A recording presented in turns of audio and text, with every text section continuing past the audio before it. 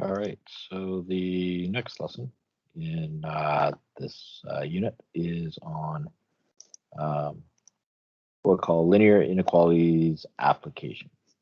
So these are, uh, I guess you can another way of saying it is word problems when it comes to these inequalities. All right, so um, yeah, but hopefully this will be pretty straightforward for you guys. Okay, so I only got one example for this lesson. So Terry lives in Terrace, BC. His favorite activities are going to the movies and skating with friends. He budgets himself no more than $100 a month. So something like that, no more than $100 a month for entertainment and transformation or transportation. Movie admission is $12 per movie. Skating costs $4 each time. Right. A student bus pass for the month costs $32. Okay.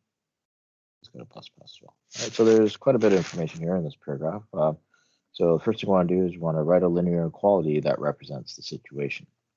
All right, so this is kind of the key part here is let's just see logically what happens when we look at the movies. Right, so if he wants to go to the movies, he goes once in the month. It's going to cost him $12, right? All right. And if he goes twice, it's going to cost him $24. 3 times, it's going to cost him $36, and so on. Right? Now, we don't know exactly how many times he's going to go in a given month. So what we can do is we can assign a variable. Right?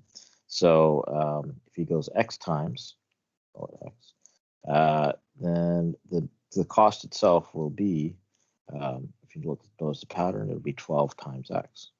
All right. So again, if you went 3 times, you'd sub in 3 for X. It'd be 36, right? 12 times 3 is 36, and so on. Right. And likewise, when you go skating, it costs them $4 each time. Then what we need to do is we need to actually assign a different variable or a different letter. All right, so the cost for skating per month would be $4, right? $4 times the number of times he goes. So X in this case, so going back to this one, X is the number of times Terry goes to the movies.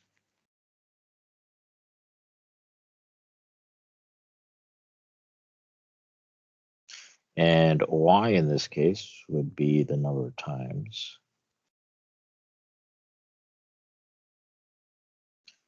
Terry goes skating.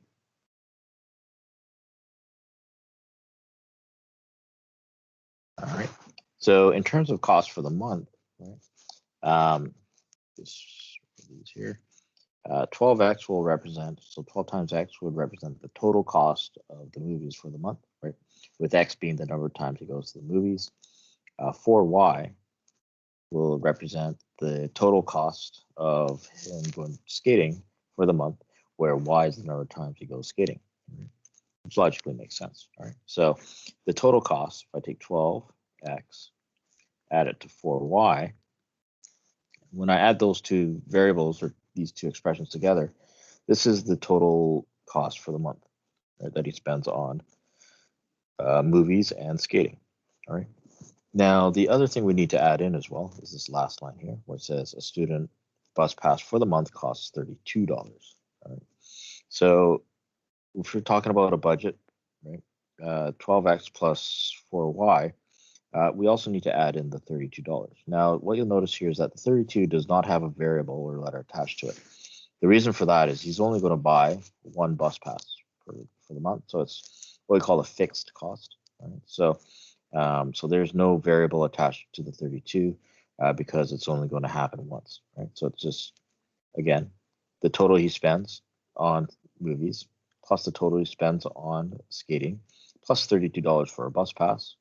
And this has to be no more than $100 a month. Okay, so this means that it's got to be less than or equal to 100.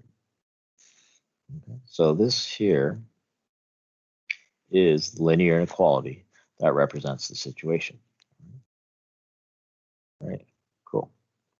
So 12x plus 4y plus 32 must be less than or equal to 100. Right?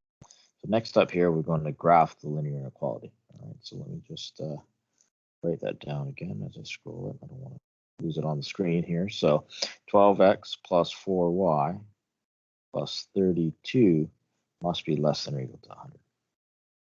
Now, with these linear inequalities, if I want to graph it, what we can do is we can actually simplify this. All right, so 32 itself, I'm just going to move it over to the other side, so it's minus 32 here. So you can kind of treat it, you can treat this as an equation where we take one number, and if we want to subtract both sides by 32, in other words, move the 32 to the other side, we're going to go 100 minus 32 on the left side. All right, so as a result, this is equal to the inequality 12x plus 4y is less than or equal to 100 minus 32, which is 64.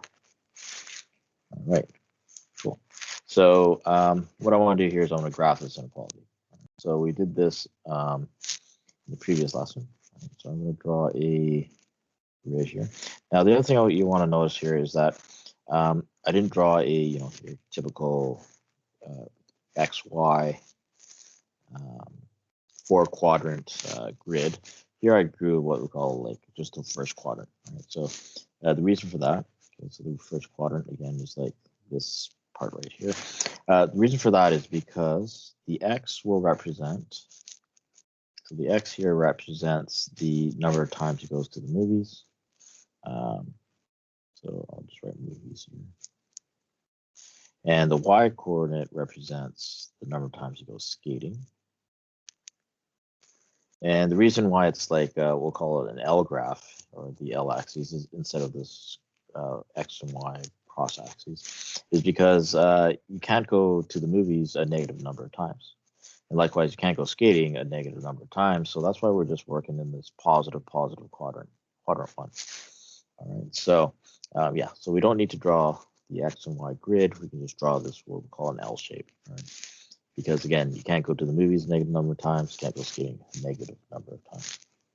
All right, so yeah, so let's just graph this thing.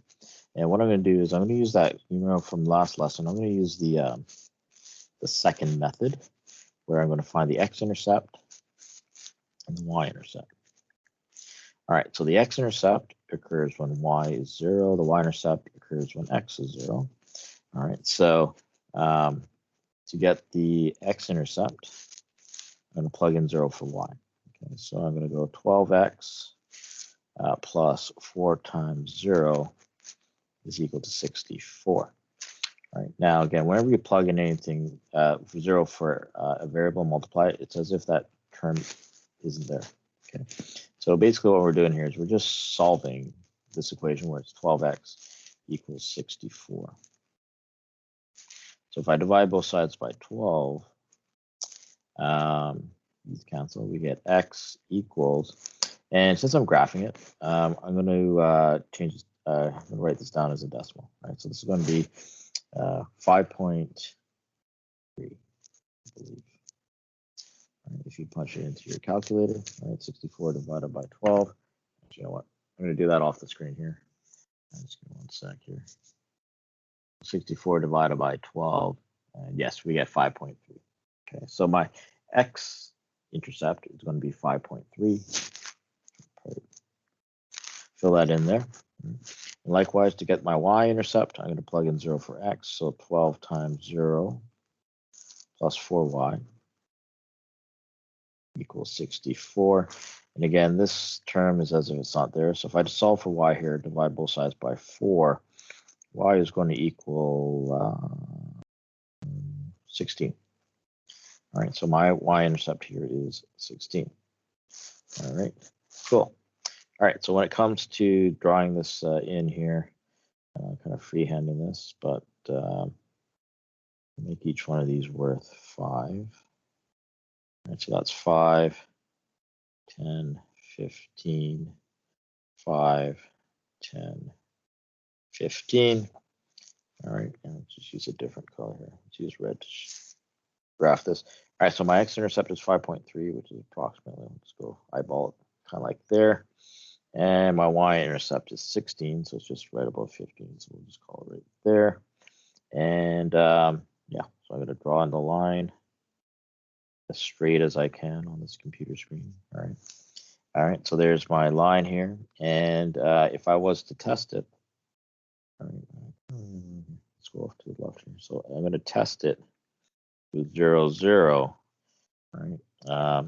So we got 12 times 0.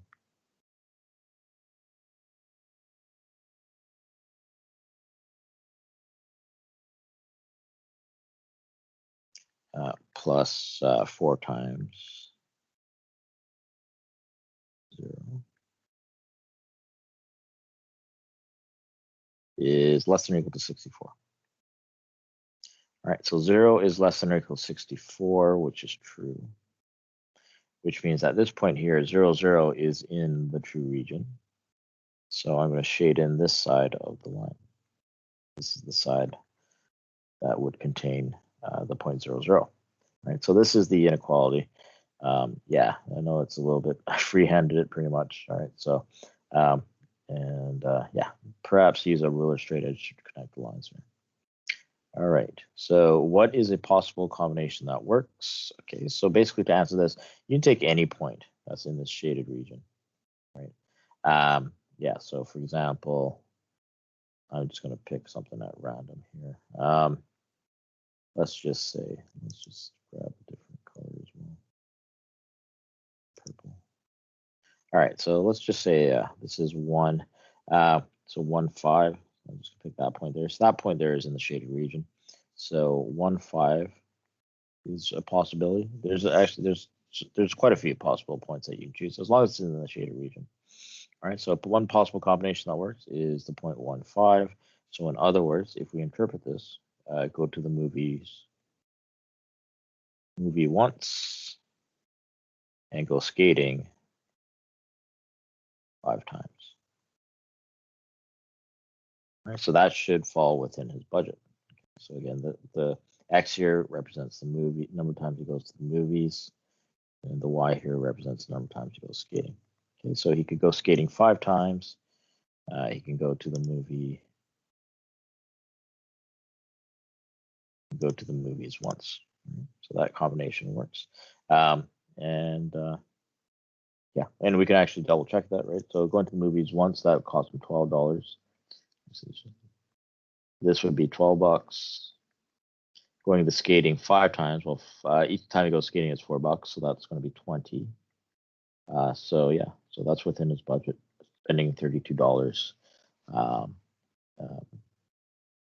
in a month, right, on entertainment, on movies and skating, right? But again, this 1, 5 it's not the only answer, right? It can be any point as long as it's within this line here or in the shaded region.